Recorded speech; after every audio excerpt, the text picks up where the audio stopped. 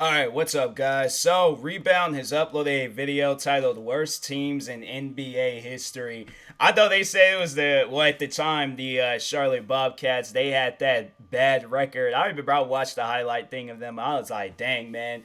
That's like, that team was pretty much like my character, but just multiplied. And like in NBA 2K, like that's exactly what that team was. So, anyways, and yeah, people shouldn't be playing like that. But nah, they're gonna most likely talk on them, if not the first or the last. But yeah, let's go. Maybe there's a worse team out there. I don't know, but let's go ahead and get into this video, guys. If you haven't, make sure you go subscribe to Rebound. They are currently 80K away from hitting the million subscribers. So guys, make it happen. Go subscribe to them. But in that being said, if you think the Knicks are bad today, you have no idea how much worse it could get. These are the worst teams in NBA history.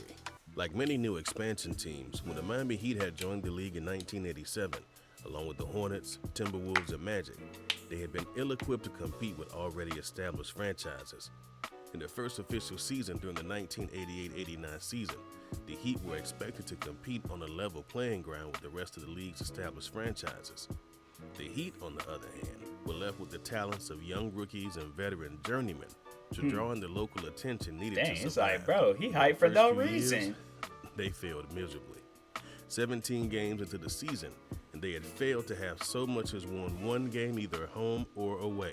The only thing remarkable about their early season performance was just how bad they could get blown out in games. Early into the season, the Heat had lost to the Lakers in a 138-91 game. It didn't help that for whatever reason the league had established the team to be a West Coast competitor despite being located in Florida. This meant the team's players' closest away games was located in Houston, or 900 miles away. Ultimately, the Heat finished with a record of 15-67, which remains to be one of the worst in league history. Original marketer for the Miami Heat, Jeff Craney, talked about the early years, saying, "I think the ownership group at the time knew that the team was going to take a while to develop, and we needed to be an entertainment venue in the meantime." Established in 1995, when the NBA had begun experimenting creating new franchises in different countries, the Vancouver Grizzlies were born.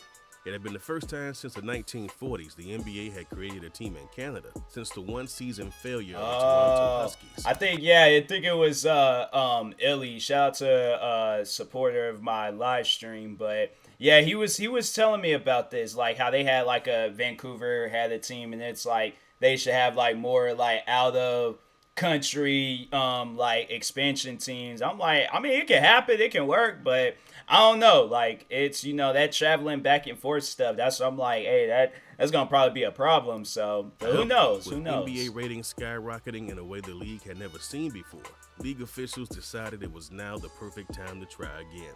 While its typical new expansion teams have a rough inaugural season, the Grizzlies remained terrible throughout their 6-year existence. In 6 seasons, the team finished last in its division 5 times and never won more than 30% of its season games. Wow. In fact, the team had developed such a notoriety for being so bad that fresh draft picks with nothing to lose denied being chosen. In 1999, the Grizzlies were up for the second pick when they selected Steve Francis, who almost immediately demanded a trade. Francis talked about the situation saying, "Not saying I should have had my way, but I just think if you're doing business with someone and they don't want to do business with me, I wouldn't want to do business with them." Eventually, a mix between a weak Canadian dollar at the time, along with lower attendance, resulted in the team being sold off to Michael Heisley, who then promptly moved the team out to Memphis, Tennessee. After 6 seasons, the team had finished with a record of 101-359. After coming off a fairly dominating performance throughout the mid-70s, thanks to the presence of Hall of Famer Moses Malone, the Rockets tanked almost overnight the moment he was gone. Just prior to the 1982-83 Houston, season, though, I mean, they kind of had like, there's always just that key player on the team where they make the team, like they do something for the team, and that was Harden. And after he left, it's like, okay, well, what y'all got now? Like, I'm just saying, like, I don't know. Like, I feel like when that key player leaves the team, like, they're going to end up right back. Well, they might not going to go down in history as the worst team. Obviously, they got players on that team. And then it's just, there's just so many players in the league right now where they're young. So the game can be either way. But, yeah, for the most part, I just think when you got those, like, key veteran players and stuff, they're gone. It ain't gonna be the same no more. There's gonna be that one game that just makes a difference and stuff. So they traded off Moses to the 76ers when they could not afford a hefty contract renewal. Because of this, it has been hotly debated if the Rockets went on to tank their team intentionally during the subsequent 82-83 season. The team finished off with an abysmal record of 14-68, wow, which makes sense considering the talent of the team was pretty much restricted to two aging stars, Elvin Hayes and Calvin Murphy. With a record like that, the team was able to make good on the draft coin toss against the Eastern Conference's worst and picked up Ralph Sampson in the 1983 draft. Sampson went on to win the league's Rookie of the Year award. However, the team still finished with a record of 29-53, which was an improvement, but was still the worst in their conference. The franchise went on to win the coin toss once again in 1984, which allowed them to pick Hakeem Olajuwon. It was not long after this that the league moved away from the coin toss draft system between both conferences' worst teams and implemented a lottery draft instead. Celebrating their 22nd season in the NBA and 31st as a franchise, the Denver Nuggets checked out during the 1997-98 season. After making some preseason moves, the Nuggets had acquired Eric Williams from the Boston Celtics, while also acquiring Johnny Newman from the Bucks. Both players ended up being complete wastes. Williams went on to play just 4 games before suddenly ruling out the whole season due to a knee injury, while Newman went on to fill a fairly mediocre role that went on to be fairly forgettable after all was said and done. Easily their biggest trade mistake had taken place when the club sent Antonio McDyess off to the Phoenix Suns. McDyess had been the only remaining star from the Nuggets' golden days just a season prior when Dikembe Mutombo had been around. After 40 games, the Nuggets boasted a record of 2-38, which then prompted the signing of free agent Corey Alexander, who had just been released by the Spurs. Despite a clear indication that Corey likely wasn't going to make much of a difference by virtue of his previous release, the Nuggets had been so desperate he was picked up anyway. No one on board had been in denial about the team's current position. After taking a loss to the Nets, who just a season prior had been the laughingstock of the NBA, Nuggets center Dean Garrett talked about the situation, saying, "It's nothing against any of these guys in here, but we need to get some help in here. We need to get some players in here who can help us win." Y'all need help. The players got for their performance, it was the coaching staff that bore the brunt of the media criticism. Ex-NBA player and now rookie coach Bill Hansley was publicly and privately crucified for his handling of the team, and rightfully so. After leading the team to a final record of 11-71, he was fired and replaced by Mike D'Antoni. To this day, Hansley y'all gotta get fired doing some stuff like that. The head coach with the worst team I'm record. saying I hired you to just do one thing, and that's just to give me a winning team, and that stuff happens. Oh yeah, you gotta go, bro. For a rookie, his one-year stint coaching the Nuggets during that fateful 1997-98 season went on to be the last job he held in public view.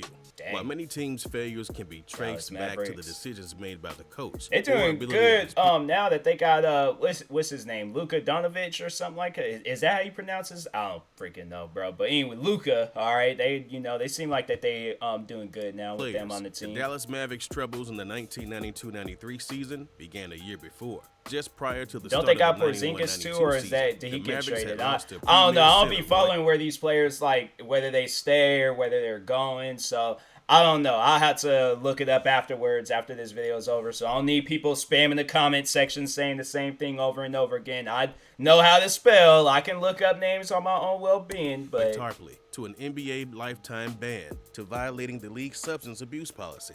Making matters worse, the team's remaining talent that had once been found in Brad Davis and Fat Lever have been ruled out. Davis found himself retiring mid-season due to a back issue, while Fat dealt with an ongoing knee issue that kept him out of play for the next 2 seasons. The promise of drafting new talent in the upcoming 1992 draft was hopeful. Finishing with a team record of 22-60 during the 1991-92 season, it was likely the Mavs would make good on a high draft pick.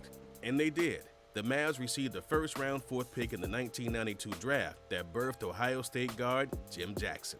Jackson, however, could not agree to a contract deal with Mavs owner Donald Carter, and as a result, only ended up playing just over 20 games that season. The Mavs were being hit on all fronts. Failed trade deals, a failed draft pick, constant coach swapping, and injured players all played a role in the team's eventual record that season. By the end of January, the team came dangerously close winning the league's worst record, when at the time they had a record of 3-40. Before you stand tall, you must fall. 5-9 that occurred throughout February and April helped them avoid the title narrowly. Ultimately, the Not saying team that they're a team that's standing tall right now, but I'm just saying, like, it's going to take some time. With a record of 11-71, which remains to be the second worst in league history. No other team can attest to the volatility of the NBA than the 76ers. At one point, they boasted NBA records for most wins in a season. Then, 6 years later, they found themselves the victim of a fan-made punchline that became known as the 9-73ers. Like the 1992 Mavericks, the team had just simply fallen in a slump of bad luck.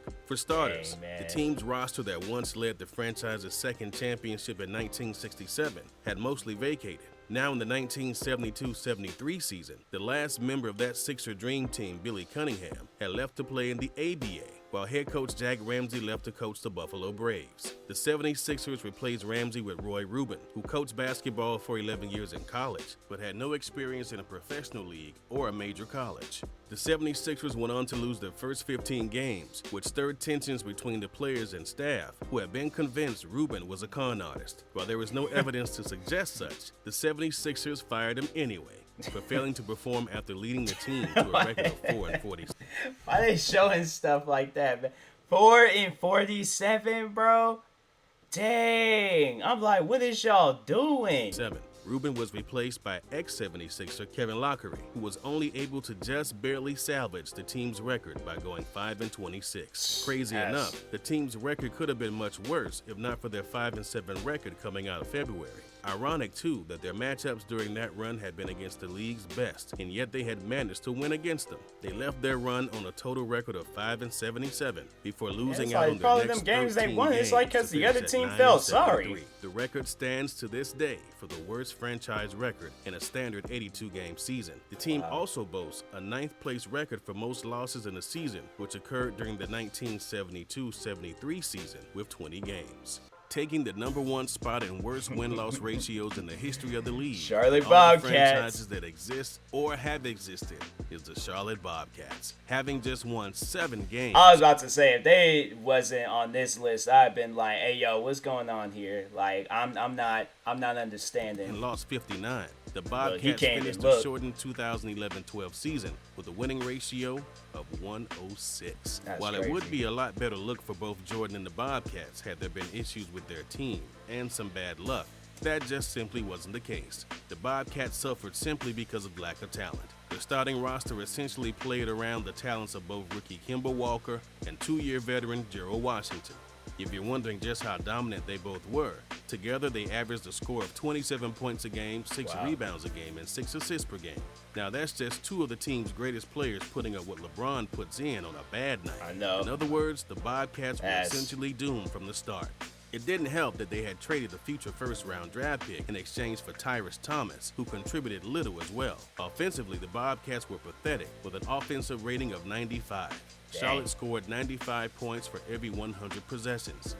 Finishing last in the league for three-point percentage, along with a roster full of incompetent shooters, helps you understand just why the Bobcats failed to win against even the worst teams. If their offense was bad, it was the defense that was debatably worse. They gave up an average of 110 points for every 100 possessions. While the whole season had been a low point for the team, there had been 2 moments that perfectly sum up their performance. One occurred just after the All-Star break when the Bobcats had accumulated over 23 consecutive losses, 3rd in league history. The second occurred during the last game of the regular season in a home game against the Knicks. Jordan was noticed to be in his private box as opposed to his regular seating next to the team's bench. When the arena's cameras panned over to him, the only expression readable was regret as he was booed by fans. Knicks point guard Baron Davis talked about the moment saying, "Do you think that's ever happened to MJ at his home court? There's no way, right? No team in NBA history has ever gone 0-82, but some have gotten very close."